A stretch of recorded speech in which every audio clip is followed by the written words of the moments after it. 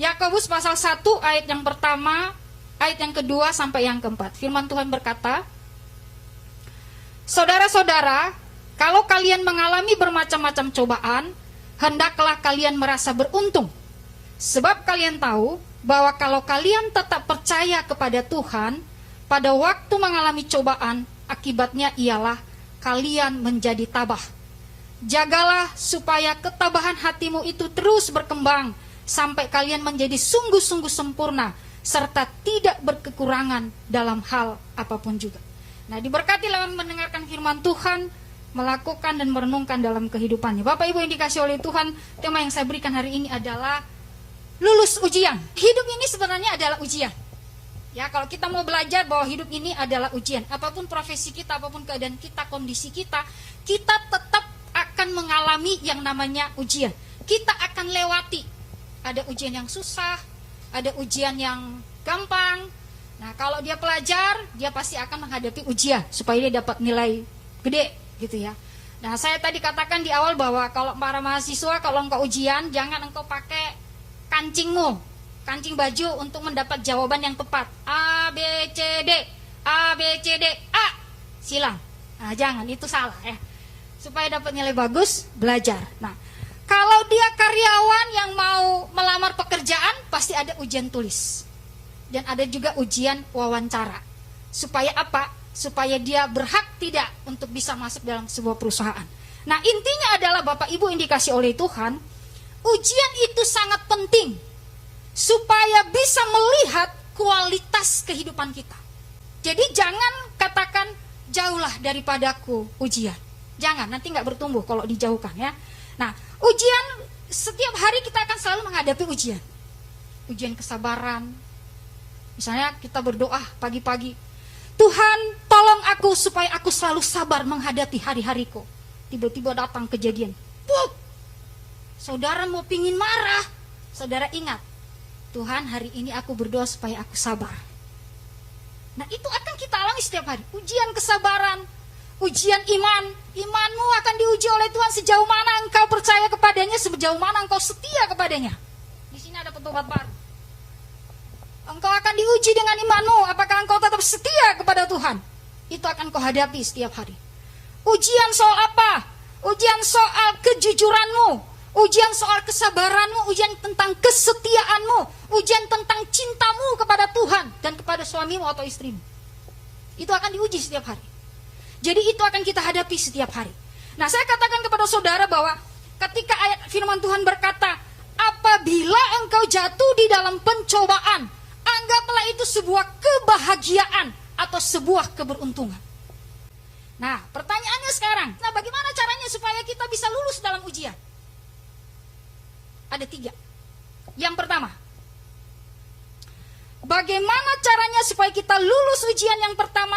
Ayat yang ke-6 firman Tuhan berkata, dia berkata, tetapi orang yang meminta harus percaya, tidak boleh ragu-ragu, sebab orang yang ragu-ragu adalah seperti ombak di laut yang ditiup angin ke sana kemari. Jadi yang pertama supaya kita bisa lulus ujian yang pertama, jangan bimbang atau ragu-ragu atau mendua hati. Itu hilangkan dalam diri saudara. Karena mengapa kalau saudara bimbang, saudara ragu-ragu, maka hidupmu tidak akan tenang, kata firman Tuhan. Orang yang ragu-ragu dalam hidupnya, tidurnya tidak akan tenang. Dia akan gelisah, Bapak Ibu. Saudara pernah mengalami kegelisahan karena kebimbangan saudara sampai saudara tidak bisa tidur? Saya percaya semua pernah bisa mengalami. Pernah mengalami. Nah, ini saya katakan kepada Bapak Ibu, orang yang bimbang, orang yang ragu-ragu tidak akan tenang dalam hidupnya. Dia tidak bisa mengambil keputusan dalam hidupnya. Bahkan itu akan membahayakan dirinya sendiri dan orang lain. Jadi hindari kata ragu-ragu dalam diri saudara. Saya katakan kepada Bapak Ibu, jika engkau katakan ya, katakan ya. Jika tidak, katakan tidak. Ini bukan bicara soal perasaan. Oh, nanti kalau saya katakan tidak, perasaannya nggak enak. Dia nggak enak sama saya. Enggak. Karena mengapa? Firman Allah melebihi perasaan. Firman Allah melebihi akal budi kita. Jadi kalau engkau berkata tidak, katakan tidak. Jika kau katakan ya, katakan ya. Karena itu perkataan firman Allah. Jangan engkau menjaga hati orang supaya dia tidak tersinggung lalu engkau mengatakan iya padahal sebenarnya tidak. Dan ini saya katakan kepada saudara, jika engkau berbicara benar, Katakan ya. Nah ini yang Bapak Ibu yang dikasih oleh Tuhan. Oleh karena itu firman Tuhan berkata, jika engkau ragu-ragu, jika engkau bimbang, engkau sedang mendua hati, minta pertolongan Roh Kudus. Supaya Roh Kudus memberikan engkau kepastian, memberikan engkau jalan keluar, sehingga engkau bisa memutuskan apa ya atau tidak. Saya sedikit kesaksian buat saudara. Beberapa hari yang lalu ada seorang sharing dengan saya melalui WA. Itu sampai jam 1 malam. Mulai dari jam 9 sampai jam 1 malam. Tapi tidak telepon, tapi melalui chat aja. Karena kalau ngomong kan kedengaran sama orang. Nah kalau saya juga pasti menjawab, pasti kedengaran di orang rumah. Karena itu bentuknya sangat rahasia. Walaupun saya cerita ini ke saudara, tapi saudara pasti tidak kenal orangnya. Saya sebut pun namanya, saudara juga tidak kenal. Dia berkata begini, Kak Lisna, saya ragu-ragu dalam diri saya bimbang Tuhan, bimbang Kak Lisna, karena bulan depan saya akan menikah. Bulan depan loh Bapak Ibu menikah, tapi dia hidup dalam keraguan. Lalu saya tanya begini, kenapa kamu ragu? Kenapa kamu bimbang? Tapi kenapa kamu memutuskan untuk menikah bulan depan? Lalu dia jawab begini, karena kekasihku adalah orang yang tidak takut Tuhan. Dia berkata begitu Bapak Ibu, karena dia adalah orang yang tidak takut akan Tuhan. Lalu saya jelaskan kepadanya, dia tanya kepada saya, Kak Lisna bagaimana soal penjelasan Alkitab? Saya jelaskan kepadanya. Lalu dia tanya kedua, bagaimana pendapat Kak Lisna? Saya bilang, putuskan. Karena mengapa? Setiap orang yang melangkah di dalam keraguan, setiap orang yang melangkah di dalam kebimbangan, hasilnya tidak baik. Sebelum engkau melangkahkan kakimu, sebelum engkau memutuskan sesuatu, minta Roh Kudus untuk menolong engkau, sehingga engkau bisa memutuskan itu berkenan kepada Tuhan atau tidak. Ini penting Bapak Ibu. Anak-anak muda di sini yang engkau sedang merencanakan pernikahan, kalau engkau ragu, engkau bimbang, engkau mendua hati, tanya ulang sama Tuhan. Bila perlu kalau engkau tidak damai sejahtera, engkau putuskan. Karena dia bertanya pendapat pribadi saya, dan saya jawab seperti itu. Karena mengapa? Orang yang berjalan di dalam keraguan tidak akan mendapatkan apa-apa. Amin Bapak Ibu. Yang kedua, untuk lulus ujian, untuk lulus dalam pencobaan, yang kedua, miliki hikmat dan pikiran Kristus. Ayat yang kelima firman Tuhan berkata, kalau ada seorang di antaramu yang kurang bijaksana, hendaklah ia memintanya dari Allah, maka Allah akan memberikan kebijaksanaan kepadanya. Sebab kepada setiap orang Allah memberi dengan murah hati dan dengan perasaan belas kasihan. Yang kedua, miliki hikmat dan pikiran Kristus. Jika di antara kita ada yang kurang hikmat, kurang bijaksana, minta kepada Tuhan. Tuhan itu tidak pelit Bapak Ibu ketika engkau meminta hikmat kepadanya. Karena dia berkata, minta. Jangan minta kekayaan sama Tuhan, dia tidak akan kasih. Tapi kalau engkau minta hikmat kepadanya, dia akan berikan kepadamu sehingga engkau memperoleh kekayaan. Kalau ingin engkau kaya, engkau kerja keras, engkau berjalan sesuai dengan kebenaran Tuhan, maka berkat itu akan mengikuti engkau. Makanya firman Tuhan berkata, carilah dahulu kerajaan Allah, dan semuanya akan ditambahkannya padamu. Berkat kekayaan tidak perlu engkau cari, kalau engkau sudah lebih dulu mencari Tuhan. Artinya apa? Pikiran Kristus, hikmat Tuhan turun atasmu, sehingga engkau memakai itu untuk mengambil sebuah keputusan dalam hidupmu. Jangan engkau mencari hikmat dunia. Karena hikmat dunia hanya berorientasi pada diri sendiri. Tetapi cari hikmat yang daripada Tuhan, karena orientasinya 3. Yang pertama kepada Tuhan, yang kedua kepada sesama, yang ketiga kepada dirimu sendiri. Jadi hikmat yang daripada Tuhan itu akan memampukan engkau untuk kasih yang terbaik buat orang lain, untuk kasih yang terbaik buat Tuhan, dan untuk dirimu sendiri. Jadi apa Bapak Ibu yang dikasih oleh Tuhan? Makanya Tuhan bilang, mintalah hikmat, mintalah pikiran Tuhan masuk ke dalam pikiranmu. Mintalah hikmat Kristus masuk di dalam pikiranmu. Sehingga semuanya dalam pembaharuan di dalam Kristus. Maka apa yang kau putuskan, itu sesuai dengan kehendak Tuhan. Saudaraku yang dikasih oleh Tuhan, mari saya mengajak jemaat Tuhan. Jika akhir-akhir ini engkau di dalam ujian yang sangat berat, engkau di dalam pencobaan yang sangat berat, engkau berada di dalam satu keputusan yang mungkin engkau bingung untuk memutuskannya, datang kepada Tuhan hari ini dan putuskan itu.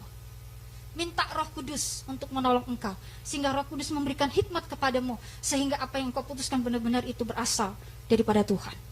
Yang ketiga, bagaimana supaya kita bisa lulus dalam ujian, dalam pencobaan? Yang ketiga, mengucap syukur. Ayat yang kedua firman Tuhan berkata, saudara-saudara, kalau kalian mengalami bermacam-macam cobaan, hendaklah kalian merasa beruntung. Firman Tuhan bilang begini, kalau dalam persoalan itu harus beruntung atau berbahagia. Sebuah kebahagiaan, sebuah keberuntungan apabila engkau mengalami cobaan, apabila engkau mengalami ujian. Kalau dalam pandangan dunia, mana ada yang berbahagia kalau jatuh dalam pencobaan? Nggak ada. Dia mungkin kalau orang dunia baca ini, dia bilang orang Kristen itu gila. Masa bisa berbahagia ketika dalam penderitaan? Gak mungkin banget. Tapi kata Tuhan mungkin. Karena mengapa? Ketika engkau di dalam ujian, ketika engkau di dalam pergumulan, disitulah keuntunganmu. Kenapa? Karena ketika ada pergumulan itu, engkau datang di bawah kaki Tuhan, dan Tuhan memberikan kekuatan kepadamu, dan disitulah engkau berbahagia. Disitulah engkau melihat tangan Tuhan bekerja dalam dirimu. Karena mengapa? Karena engkau tidak sanggup melaluinya, makanya engkau datang pada Tuhan. Ketika engkau datang pada Tuhan, Tuhan memberikan kekuatan kepadamu, sehingga engkau bisa melalui ujian itu. Nah, saudaraku yang dikasih oleh Tuhan, mari kita belajar mengucap syukur dalam segala hal. Di dalam 1 Tesalonika 5 ayat yang pertama dikatakan, mengucap syukurlah dalam segala hal. Mengucap syukur dalam segala keadaan. Apapun keadaanmu, tetap mengucap syukur. Karena itu adalah bagian ujian untuk engkau mendapat sebuah keuntungan daripada Tuhan. Jadi jangan kita berpikir bahwa ujian itu sesuatu yang jahat, sesuatu yang tidak baik, atau cobaan itu sesuatu yang tidak indah, sesuatu yang dimana Tuhan tidak mengasihi saya. Tidak. Tetapi itulah bentuk cinta kasih Tuhan bagi kita. Makanya dia izinkan segala sesuatu terjadi dalam diri kita. Seperti pujian tadi dikatakan, hidup kita ini terlukis dalam tangannya Tuhan. Apakah ada yang terlewatkan dalam hidup kita? Enggak ada, Bapak Ibu. Enggak ada yang terlewat di mata Tuhan. Tuhan kita itu enggak buta. Tuhan kita itu bukan buatan tangan manusia, tetapi dia adalah pencipta alam semesta ini, termasuk kita yang ada sekarang. Jadi tidak ada yang terlewatkan dalam pandangan Tuhan akan hidup kita. Makanya Tuhan bilang selalu mengucap syukur apapun keadaanmu. Karena kenapa? Karena engkau mengucap syukur, di situ letak kekuatanmu. Jadi jangan katakan, Tuhan jauhkan ini daripadaku. Pergumulan ini terlalu berat Tuhan. Sudah level 10. Kalau sudah level 10, biasanya ayam itu, yang ada sambal-sambalnya itu, level 1 sampai 10. Tapi saya tidak menganjurkan jemaat Tuhan untuk makan level 10. Karena pencernaan saudara akan terganggu. Saudara akan bolak-balik ke kamar mandi. Tetapi saya merekomendasikan saudara untuk makan geprek bule. Nah, itu tidak ada sambalnya itu enak. Silakan dikunjungin di dekat mall yang baru, di depannya itu. Nah, di situ ada tulis geprek bule. Ini bukan promosi, tapi hanya menyampaikan saja. Karena saya bukan endorse. Kalau saya endorse pasti akan dibayar, gitu kan? Nah, saudara yang dikasih oleh Tuhan, artinya mengucap syukur dalam segala hal. Jangan katakan Tuhan ini kenapa? Saya katakan dulu saudara, kalau saudara lewat di level 10, maka Tuhan akan kasih level 20. Kalau saudara Tuhan izinkan level 20, maka saudara akan dapat level 100. Karena mengapa? Melalui ujian itu, saudara akan lulus. Ketika engkau keluar dari ujian itu, ketika engkau keluar dari pergumulan itu, maka itulah sukacita yang Tuhan berikan kepadamu. Makanya Tuhan bilang, ketika engkau ada di dalam ujian, ada di dalam pergumulan, itu sebuah keberuntungan. Karena mengapa? Ketika engkau lulus, berkat Tuhan akan mengikuti engkau. Makanya di ayat yang terakhir dikatakan, segala sesuatunya engkau tidak akan mengalami kekurangan dalam hal apapun. Karena mengapa? Engkau sudah menyelesaikan ujianmu, Bapak Ibu. Coba bayangkan para pelajar, para mahasiswa ketika engkau menyelesaikan ujianmu. Benar atau tidaknya pun nanti yang penting gue udah selesai. Saudara senang gak? Wow, langsung nonton bioskop itu. Langsung pergi jalan-jalan ke mall itu. Kan udah selesai ujian. Dan itu sukacitanya dia. Belakangan nilainya B, C, D, terserah. Tapi saya percaya semua mahasiswa yang ada di sini, nilainya semuanya A+. Amin. Kelihatan di wajah-wajahnya. Gitu ya. Nah, apa Bapak Ibu yang dikasih oleh Tuhan? Sekarang mengapa kita harus melewati ujian itu? Karena ujian itu adalah alat untuk membentuk kita menjadi serupa dengan Kristus. Saya katakan sekali lagi, ujian itu sebenarnya alat yang dipakai Tuhan untuk membentuk kita supaya kita menjadi serupa dengan Kristus. Yang kedua, kenapa ujian itu bisa terjadi? Supaya kita menjadi tekun di dalam Tuhan. Karena semakin engkau ada di dalam ujian itu, semakin engkau teriak kepada Tuhan, semakin engkau berharap kepada Tuhan, semakin engkau menundukkan hatimu kepada Tuhan, karena engkau tidak sanggup. Makanya Tuhan bilang, maka engkau bertekun ketika engkau di dalam ujian. Dan ketekunan itu menghasilkan buah yang matang. Keren gak Bapak Ibu? Kalau kita sudah menghasilkan buah yang matang, orang lihat kita ini Bapak Ibu seperti malaikat. Waduh, keren banget orangnya. Gue seneng banget sama dia. Karena mengapa? Kita menghasilkan buah yang matang. Pernah Bapak Ibu memakan buah yang matang? Keren banget, enak banget, apalagi kalau matangnya di atas pohon. Bukan yang karbitan ya, yang di atas pohon, itu enak banget. Nah, kalau kita sudah menghasilkan melalui ujian itu, maka kita akan menghasilkan buah yang matang. Dan kita ini bisa menjadi saluran berkat buat orang lain. Yang ketiga, kenapa kita harus harus melalui ujian itu? Karena melalui ujian itu, kita akan dipromosikan oleh Tuhan. Bulan ini kita berbicara tentang promosi. Jangan engkau berharap Tuhan promosikan padahal kita tidak melewati ujian. Lewati dulu ujian, lewatin dulu cobaan itu, maka engkau dipromosikan oleh Tuhan. Kalau Tuhan yang mempromosikan engkau, tidak ada yang bisa menurunkan engkau. Karena mengapa? Engkau sudah melalui semuanya, level 20 engkau sudah lewati, maka promosi itu datang kepadamu dan engkau diangkat oleh Tuhan, maka semua berkat itu akan mengikuti engkau. Jadi tidak perlu berdoa Tuhan berkati saya. Sudah setiap hari Tuhan memberkati kita. Amin. Hari ini aja kita bernafas itu udah berkat yang luar biasa. Jadi mari Bapak Ibu, saya mengajak kita semuanya. Mari kita merenungkan firman Tuhan. Jika lulus dari ujian, jika lulus dari cobaan, pertama, jangan ragu-ragu dan jangan bimbang. Yang kedua, memiliki hikmat, memiliki pikiran Kristus. Yang ketiga, mengucap syukurlah selalu kepada Tuhan.